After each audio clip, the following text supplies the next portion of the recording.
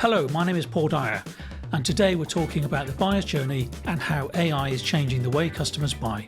This is the Marketing PowWow. The QBD podcast. The Marketing PowWow. We'll still buy in the same way as we've always done, but AI is going to speed up that process. People want trusted information.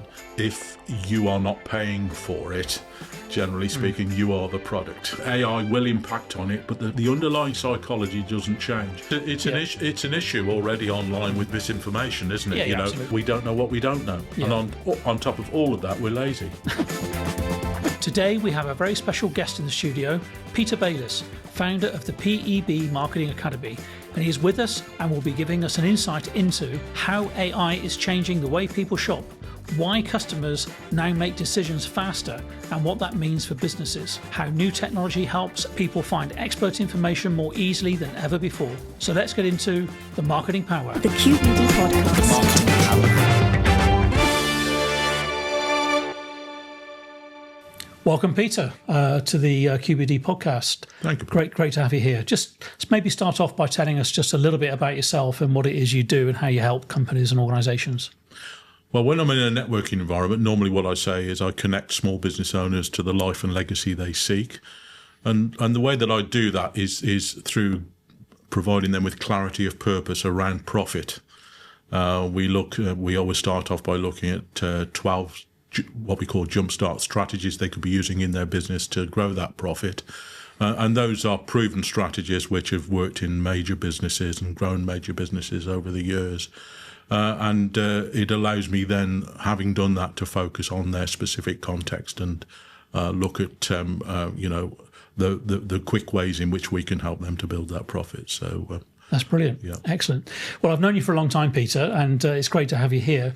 The main thing we want to talk about today is an area that I know you have a lot of expertise in, which is we class as the buyer's journey. Mm-hmm. And I know you've created a lot of content around this. You've written books about stuff and everything else.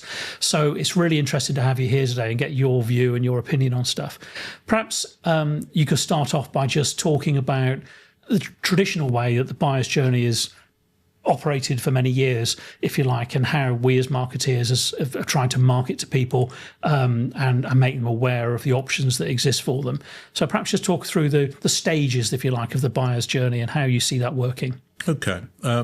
I'll just set the frame of reference a little bit, if I may, before I sort of start discussing the nuts and bolts of the buyer's journey. Whenever I start working with a new client, I always ask them 5 questions. And the first question is, what problem or problems are you solving for the client or the customer? And they need to be, you need to couch that in terms of the way that the client or customer sees the problem. It isn't always necessarily the problem you think it is. And it's always a good idea maybe to ask your best customers why they came to you in the first place.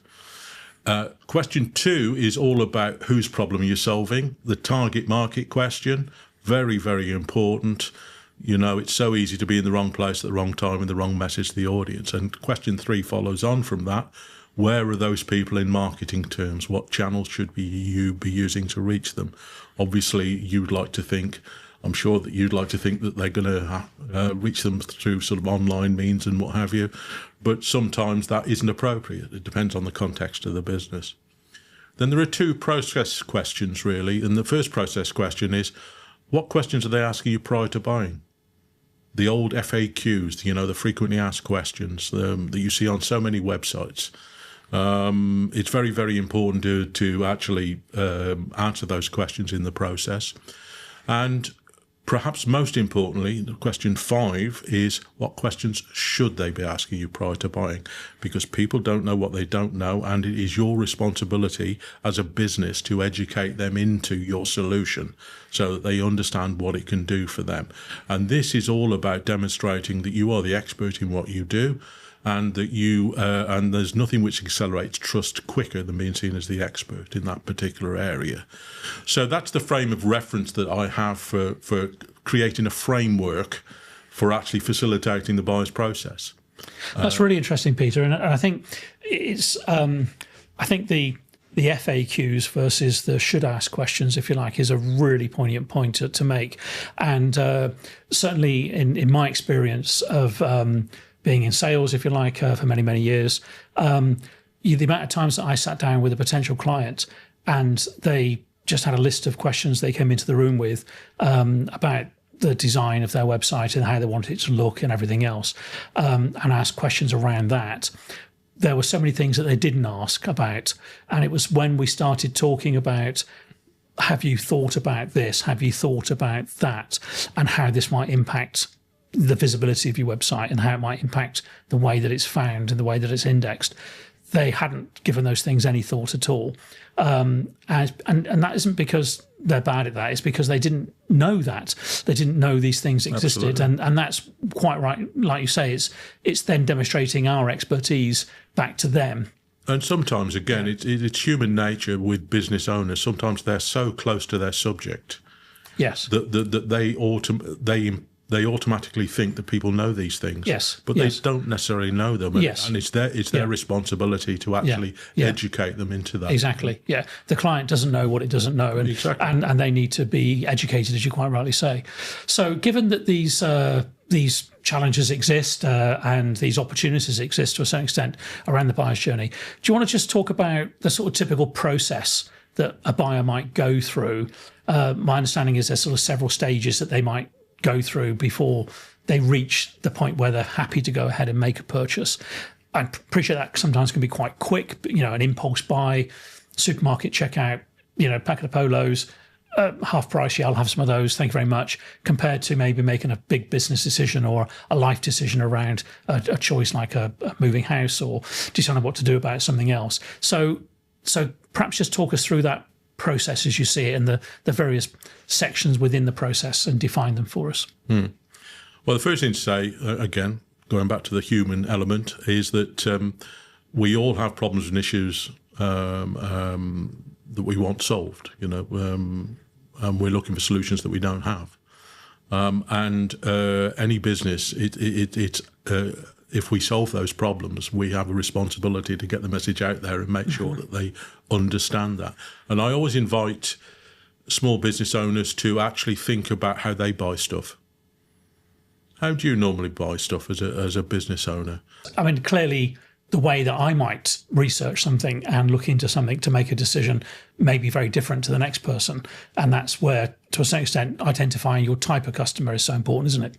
It absolutely is, but all marketplaces run on imbalances of information, knowledge and information. So when people make, and I'm not talking about buying a loaf of bread here, I'm talking about some sort of relatively high ticket important purchase. Generally speaking, what they'll do is because they have this wonderful resource called the World Wide Web, they go online to collect more information. As you're well aware, that is absolutely fundamental to how we buy stuff. In the old days, what we'd do is we'd maybe look for a business to absolutely partner us in collecting that information. That's what salesmen used to be trained to do. They used to be trained to become the trusted partner in the process, didn't they? But these days, 60% of the buying process is over before anybody actually speaks to anybody. So it's down to the small business to actually facilitate that early part of the process online, generally speaking. So what we're really saying is the first part of the process is very much the research and gathering of information. And something that I've always said in all aspects of owning a business and owning, particularly from owning a website and making that website work for you, is that nearly every situation starts with a question. Somebody has a question and they inevitably put that question into a search engine and they ask that question to the search engine, and then it's whether you show up or not in one way or another. Exactly. So this first part is very much the research, the gathering of information. So once they've done that and they've got this information, what would you say the next stage of the buyer's journey typically is? The first part is what we've talked about in the past, Paul, the marketing to algorithms and robots. But what do you do once the eyeballs are on the information? That's the question. And we talk about something called the conversion equation. And that's basically 4 words: interrupt, engage, educate, and offer. Interrupt is the thing about the interrupt is that it's got to resonate with the problem that somebody's got. And from that point of view, when we look at the interrupt, we've got to understand the psychology of human attention. There are basically 3 things which we have a concept called uptime and downtime. Uptime is when you're fully attentive. Downtime is when you're not so fully attentive. To give you and there are 3 things which bring you, which move you between the 2 things. Okay, and the 3 things which move you between the 2 things are things which are familiar. Have you ever bought a car and driven a car on the road and then seen that same model everywhere? That's because something has suddenly become familiar to you and you suddenly notice it everywhere. Then the things that are unusual. This is a technique commonly used in television advertising where, and I also use the example of cat memes on the web. You know, your attention is caught by something which is unusual, and you spend 20 minutes going, to mix metaphors, going down a rabbit hole with that particular issue. And then there are things which are problematic, which are a problem to you. And those things which are problematic are that mythical thing which marketers talk about all the time, their hot buttons. Okay? And the reason there's a difference between the problematic ones and the familiar and unusual ones is that familiar and unusual doesn't lead to action. Problematic does. So the interrupt, going back to the conversion equation, needs to be able to actually address that problem that somebody's got. Okay. Then we've got the engage, and so the interrupt is the headline. If you, depending on the situation, if you take a Google AdWords ad as an example, the interrupt is generally the headline. The engage is generally the sub-headline on the ad. Okay, and it promises further information to you that will actually help you to solve your problem. You should be able to click through on that ad, and you should go to a place where that problem that had been identified is actually dealt with. And this is a mistake a lot of businesses make with their Google AdWords ads sometimes, is they send you to their homepage and all of a sudden the person that's clicked through just loses sight of their problem.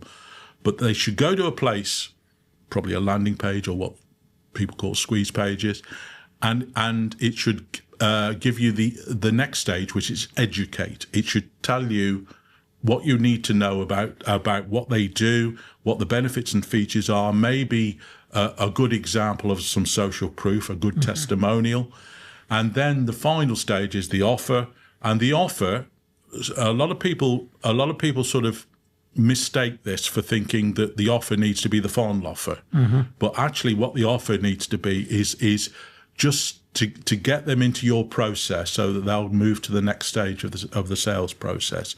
And that often is information that is in the case of Google AdWords, in case of a squeeze page, is likely to be gated in the sense that you need to put your name and email address in to get that information. So it could be the top 10 things you need to know about buying, I don't know, these particular services, you know. And again, that goes back to what I was saying about question 5 in the 5 questions. That's the should ask questions, you know, because you're starting to educate people then, and you're providing that information, and they'll move on to the next stage for you. And once they've given you their name and email address, of course, by definition, you've generated a lead. Yeah, that's really interesting, and I think, you know, we've obviously looked there at a traditional, almost sales funnel type process, where we've brought people in through an interrupt and brought them through these stages.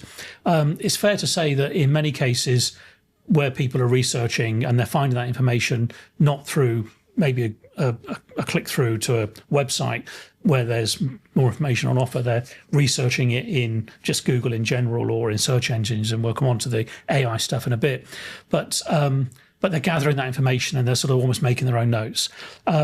So I'm really interested in sort of this sort of consideration stage, if you like. There's the sort of gathering of information, isn't there? Then there's the consideration stage, and then there's that sort of decision stage which a buyer would go through. And I think one of the things that I'm interested in exploring a little bit in this discussion is how that's traditionally worked, and you've given a really good example of that already, using a Google ad, clicking through that initial engagement, and then creating an opportunity around that really by generating a lead.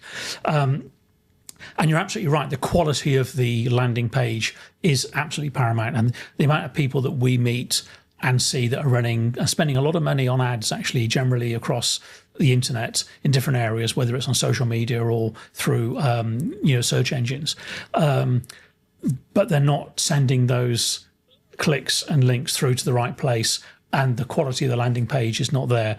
They're not facilitating that in the right way, so they're actually wasting an enormous opportunity. Actually, we call it the leaky bucket syndrome. So tightening up that is obviously really important, and that's something we do for clients on a regular basis. Is analyse where they're at with all of that and help them to really funnel that in. I think the thing that I'm really interested in exploring a bit further is how AI has changed things a little bit in the way that initial search or that initial question might have been asked, and how AI is then maybe compressing or changing or directing differently that buyer's journey process. Is the buyer's journey the same, but AI is trying to manipulate it in some way? Are people still thinking the same way, or are they thinking differently? So what do you think the impact of this is having on the way people are buying, and whether the buyer's journey is becoming affected by AI in general terms? Okay. I should be interested in hearing your opinions on what I'm about to say. But what I would say is that human psychology hasn't changed since we lived in caves. As I said, we all have problems and issues we don't want. We're looking for solutions we don't have. And that doesn't change, does it? It doesn't change, and it never will change, as far as this is concerned. So the buyer's journey will always remain the buyer's journey. The question is the question in my mind is, what is going to be the impact of AI on that process? And in that sense, we will still buy in the same way as we've always done, but we will get more and more. How shall I put it? We will get more and more cute in terms of how we search for information, because that's what AI is facilitating, isn't it, to a greater or lesser extent? And because it's facilitating that, I'm sure it's probably going to accelerate the buyer's journey to a certain extent.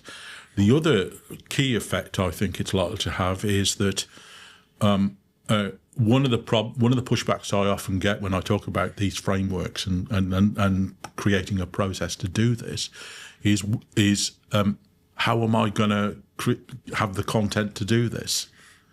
And in the past, I've given the sort of answers around, well, you'd be surprised how much content you've got in your business, and we won't really know until we've done an audit and seen what could be potentially used. But AI is going to speed up that process, I would suggest, quite a lot. So that's an interesting point, and I think we would always advocate for human written content over AI written content. At QBD, we tend to use AI to guide us around the subject matter, give us, if you like, the headings that we should be heading for, the questions that are being asked. We do the research around the questions that are being asked, but then we actually still create all the content as a human. And I think that's an important point from our aspect. I think it's much quicker than looking at a blank sheet of paper. Absolutely, though, isn't it? AI has its place in content creation, but we've been saying for some time that organisations that are using AI only to create content will fail. And in fact, the most recent updates by Google over the last 3 or 4 months has absolutely shown that to be the case. Because they can detect AI generated. It's not so much they can detect, it's just that it's nothing new. They're seeing the same content being generated over and over again. And that no one's adding anything new to that content. So it's really important that when you create content, you are creating content and you're adding something new. You're adding your opinion, your overview to that. It could be just simple stats around information, for example, but you must bring something new to it. Otherwise, it's just the same as everybody else's, which Google isn't interested in that. So that's where those organizations are falling by the wayside that are using AI only to generate content. Absolutely. I think the angle that I'm particularly interested in is how the potential customer, the potential client, is going to use AI to search for the business solution that it's now looking for, if you like. So, is it, I understand, I can see how the businesses could be using AI to adapt, their processes. And, we're doing that already, and I'm sure others are too. But I think it's really how the user is using AI. And from my point of view, I think what's changing is the fact that a while ago, people would use search engines and not in a while ago, many years ago, when you and I were both young, people would type in 1 or 2 words into a search engine and expect to find some results based on that. Google and other search engines apparently have taught us to search in slightly more longer phrases and progressing into what we now call the full long tail search, where you might have searched for a pair of running shoes and just put that into Google running shoes and got something back. Now you might search specifically for a particular brand of running shoe that's capable of certain type of running, that's in a certain size and available in your area, and Google would look at all of that and come back with results very customized around that, because it can do that very long tail search. That's existed for quite a long time now and hasn't been AI based, it's just traditional search based. The things that have changed for me are, and this is where I'm interested in how the buyer's journey may get influenced, is the fact that using AI, you can actually ask much longer searches again, and present quite detailed questions to a search engine in AI mode, if you like. And it will go away and analyze that stuff and break it down a little bit and bring it back to you. Without necessarily referencing where it got that information from. So I think, traditionally the buyer's journey research stage would be looking at the market, reading up about stuff, and you would be going to those places to read about it. You would go to your website and you would find information about your business and how you help people and everything else. And the client would then make a note of that perhaps, or save it to their favorites or whatever, and put you down as a potential supplier for that service. Yep. With AI doing the search, it's going away and finding this information out and telling you a little bit about, it's telling you the answers, if you like, and what it would do and how it would do it. But it doesn't necessarily tell you where it got that information from. And therefore, you don't have the benefit as a business of identifying with that user at this informational stage of research. So to me, that's kind of like quite dangerous for the marketeers, if you like, to look at and say, well, how, if that process is happening and it's increasingly happening, what can we do to try and combat that? And what can we do to show up in these places? Now, we've already seen AI overviews, which is something that's the top of Google search now for a lot of subjects. And we've been talking about that at QBD for the last few years, as I think you probably know. We were advocating that this was going to happen and telling people to get ready for it. And we've clearly seen that some organisations that we've prepared for that, and including ourselves and some of our big clients that we've got, they are now showing up in AI overviews and doing very, very well out of the links that they're getting through that process. But it's a process that you have to be aware of. And absolutely. And maybe there's a lot of businesses out there that aren't identifying with that change in this buying process really that's going on. And there's another step really that's coming to this, which is we've now got what we call deep research. Yep. And in this last week, as we're recording, Google has announced its dedicated AI mode on its own search engine, which is only available in the States at the moment, in the US. But you can try it out with a VPN and pretend to be in the US, and it's a whole new search environment, and it basically creates very, very detailed answers without necessarily giving an awful lot of links to where it got that information from. So people are going to be able to do this research in a very different way. One of the questions I've got is, I suppose, given that the way people are researching now a little bit and also moving into the future, is how do we show up? How do we advise our customers and how do we advise our businesses to show up so that they are still offering solutions in that search process? People are, if they get all this information, they're still going to have to then act on that information. So they've researched it, they've got all this information, they've gone through their consideration stage, they've made some decisions. It's now a question of drilling down on that, isn't it? And getting to the people that can help them. But you wouldn't have had that early conditioning process by showing up in the earlier stages. So that buyer's journey has now been thrown a curveball, in my thinking, to the way in which they're maybe having to think about it as a buyer. They're having to think about that research and consideration process. And we as marketeers are having to think about how we show up eventually and get in front of these people, either through the AI mode searches that are being done, or making sure that we're showing up at some point through the consideration process, which is, they're going to be doing a lot of other searches. So it's still a question of trying to show up. So what will be your take on a lot of that stuff? Well, the first thing to say, I mean, like any other digital transformation, this is going to unspool over time. So, I'm sort of, I'm speculating forward here to a certain extent. What I would say, you've heard the old phrase, people buy from people. And any business transaction is a matter of building trust. And what you've just described, of course, is maybe the pitfalls of things like AI, because why should we trust the information it's coming back with, and how do we plan as businesses to create a process whereby we can build that trust through AI?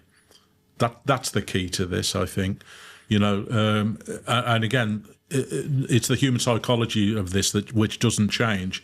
People want trusted information, and you're the expert on AI, so I can't say precisely how you express trust through AI at this point, but I know that that's going to be absolutely fundamental going forward, because we all buy things from businesses we trust once we've done the necessary research, don't we? Yeah. And I think that the other point I'd make, Paul, is that you've heard me say very often that 60% of the buying process is over before anybody actually speaks to anybody. AI is just going to send that up to 80% probably. So that actually what that means is, the ability to sort of influence the influence for a single business to influence the buying process is going to sort of shorten. So I think the clearly what we see at the moment is almost at the bottom of every AI answer that it gives. It gives a it gives a disclaimer, basically. Yeah, that says this may not be true. Basically, this may be all made up. Yeah. So I think it's a question of making sure that people understand that what AI is telling them and researching and the answers it's bringing may not be actually best advice. But it's an issue already online with misinformation, isn't it? Yeah, absolutely. Yeah. The thing, I was having a conversation with somebody this morning about her daughter had seen something online, which was obviously misinformation, but her daughter didn't know enough to be able to question it. So it was very difficult for the mother to actually, take that out of their mind. It often needs the expert in the room to be able to say, with the amount of times we've seen people come into a network meeting and they say something, and then the expert in the room says, actually, that isn't true, because have you thought about this? Oh no, I didn't realise that. Well, that's why that won't work. And that actually has meta implications for the marketing of businesses, because if a business can position itself in such a way that it's actually commenting on what AI is telling people, which is where I was headed with this. Yes. Well, there you go. Great minds think alike. Absolutely. So I think it's really important that we as marketeers keep a check on AI, and we make sure that people realise that AI is a tool that can be used and it has its place. But in the same way, we don't use AI to create content. I don't think people should necessarily make a major business decision based purely on what AI is telling them. Yep. And I think that it's really important that we make sure that people appreciate where the value of AI and where it can sit in this process. I think you're right. I think it will accelerate and maybe compress the buyer's journey somewhat. The structure will remain the same, though. But people buy from people, and the structure will remain the same. It's the steps will still be there. It's just that they may be slightly closer together in one or two areas than before. But they still have to go through that mental anxiety to get to a point where they are happy to make a purchase and place that trust. And as you say, it's very much a trust-based process, which AI doesn't have that strong foothold on, certainly as things sit today. No. So I think it is a question of making sure that our content and the things we're saying, embrace what AI is able to do, but it's reminding people that this is still very much a human process, and that that process will be ultimately the ultimate conversion will come from probably speaking to a person or having that conversation. Or seeing the evidence, if you like, I suppose AI might be very good at creating some of the belief around things, but it's the evidence of seeing that working and the results of that by maybe talking to people or, seeing that firsthand. Yeah, I mean, a key to that is Yeah. social proof. Social proof, absolutely. It's what people say about you when you're not in the room. Yeah, absolutely. So I think that I think we can categorically say that the AI process, the AI tools are going to accelerate this process somewhat, and they're going to maybe distort it a little bit. Certainly during these developing periods. Absolutely. I think it's fair to say that if you're not showing up in the AI search bots, then you are going to lose out considerably to your competitors, because although there are examples of AI search bots that are not giving a lot of links back to data, most of the search bots that we are now working with, they do still want to give credit to those links. They don't want to discourage people from creating content. So links are still showing up, even in the AI mode from Google, which is probably the least linked at the moment. And it's only in its sort of early stages. I think we will see more links coming back into that, and there are some links that are showing. But I think it's going to be increasingly important to make sure that your content is understanding the way in which the more complex search bots are working, AI search bots are working. And just to explain one basic point around that, we talked earlier about the fact that these deep research search engines are capable of answering many questions and reasoning, if you like, around those questions, and the way that the AI mode now works with Google in its search mode. If you break it down, and we've done this to unpick it, then one of the key things that happens is that in a complex, very long tail search query, there might be 4 or 5 real questions in there, and those 4 or 5 real questions, what happens is they get fanned out. It's a fan-out process, as we call it. Yep. And that fan-out process then directs each of those questions individually in the background to search. Yep. So it then comes back with the results from each of those areas. And then the AI mode sort of puts all of that together in a statement back to the original researcher. Synthesizes it, exactly that. That's the process they use. So understanding how that fan-out process works and understanding how that then gets synthesized back together, if you like, is something that as SEO experts and marketeers we need to understand, because once we understand where that fan-out process is going and what search terms are being thrown to traditional search engines, if you like, or the back office function of that search engine, then we need to show up in those places. Yes.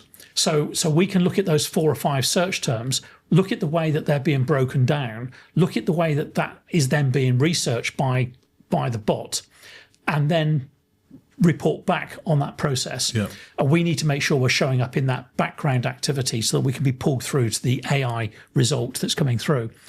And we're having a lot of success with this already. So I think there is a way in which you can start to show up in these areas, but you need to understand the way that that process is working. Well, in the correct me if I'm wrong, but in the old days, this was all about keyword research, wasn't it, to a certain extent?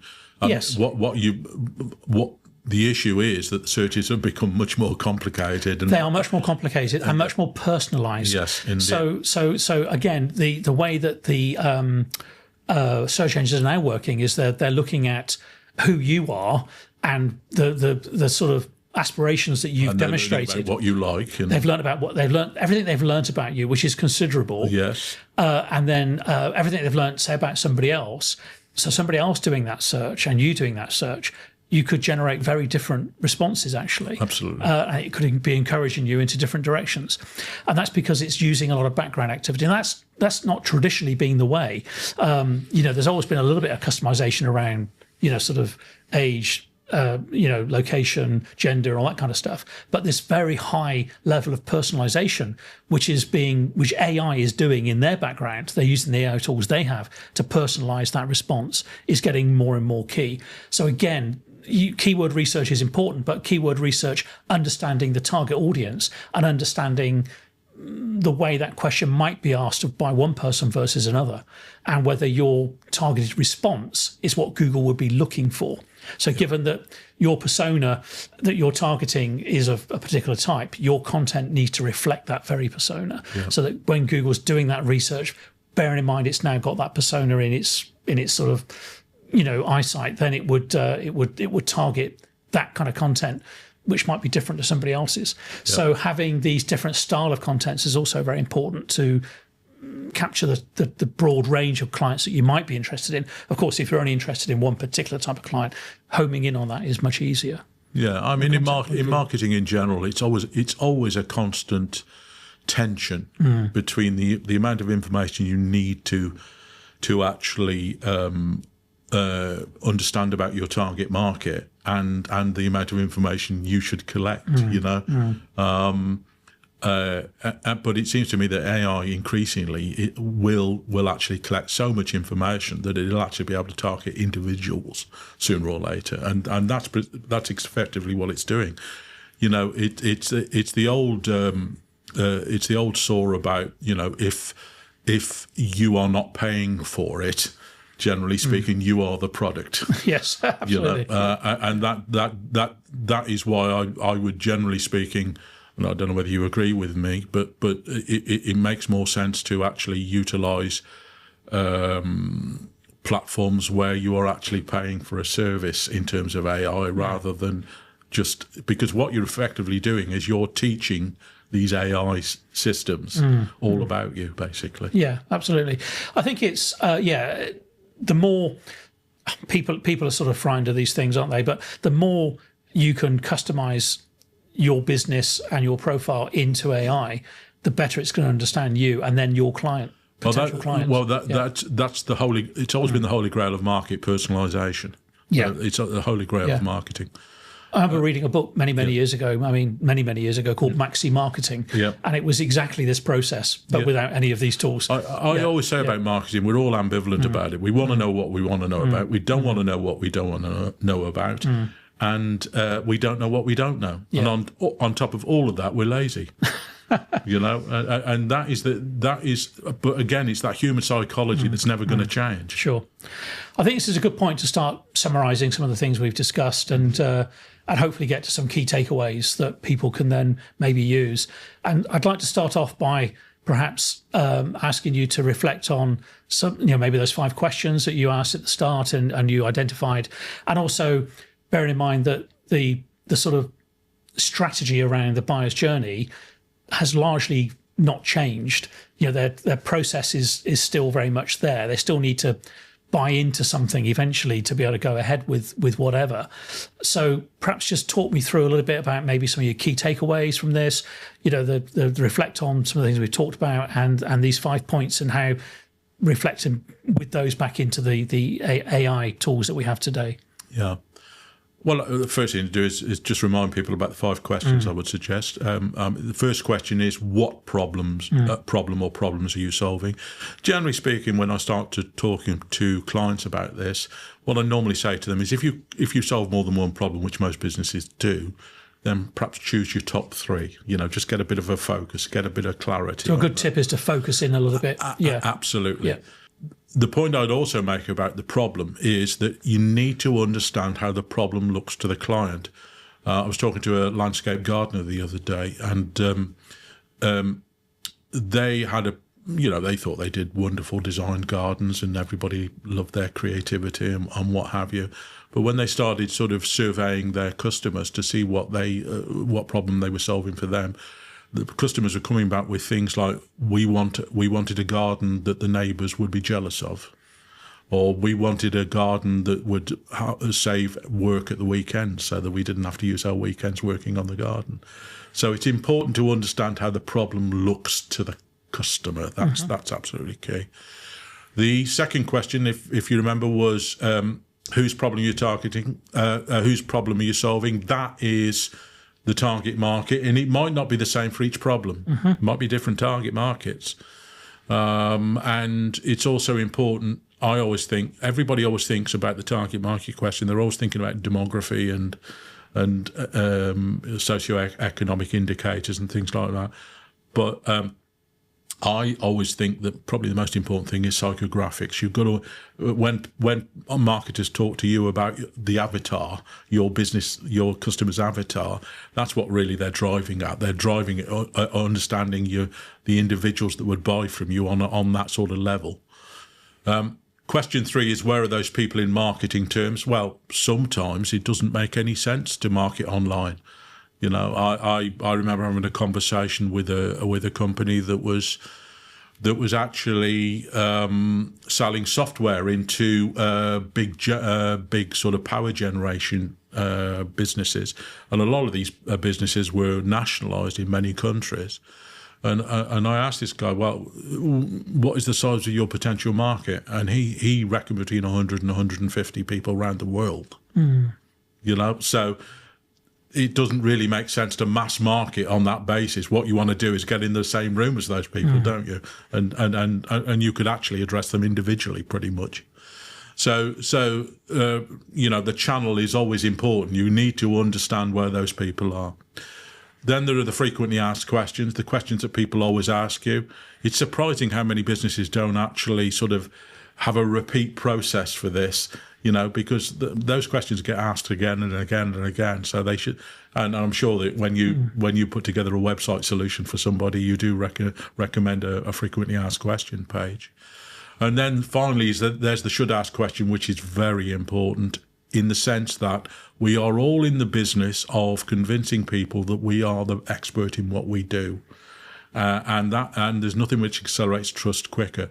And going back to what we were talking about with AI, it's interesting that it's a further opportunity to emphasise that by providing meta sort of observations on what AI is generating for people, because that potentially again builds that trust quickly for that particular type of business. So if I can encourage the audience always to think, if they are business people and they're looking to grow a business, that is a framework which will help you to facilitate the buyer's journey. And I agree that we are likely to, AI will impact on it, but the underlying psychology doesn't change. And remember, if you own a business, that you may well spend all your time marketing to what we call now buyers, those people who pretty much have been through the buyer's journey process and are ready to buy. But how much better would it be for your business if you're actually appealing to them earlier on in the process, so that you establish a good, strong funnel of business coming through to you? because there are people out there who are crying out for their questions to be answered. And I think that's a really great point that you've made. And, something that I said earlier is that almost every new opportunity begins with some form of question. And I think, what you've identified there is that process where that question might be being asked, but are you showing up in the right place with the right information at the right time, if you like, to facilitate that answer, which might then bring them through a buyer's journey within your own business. Peter, it's been great having you in the studio today, and thank you so much for bringing your wealth of experience and expertise actually into the buyer's journey and the psychology of that process. So again, thank you very much indeed. Thanks for having me, Paul. No problem. Thanks again to Peter for joining us today. It has been wonderful to have you in the studio and for you to share your experiences with us on the show. Please visit qbd.co.uk/powwow to enjoy more of our content and get the contact details on how to connect with Peter. All the links are in the show notes. And don't forget to like and subscribe and share the podcast so others can enjoy our content on digital marketing. I look forward to joining you again on the QBD podcast, the Marketing PowWow. The QBD Podcast. Marketing PowWow.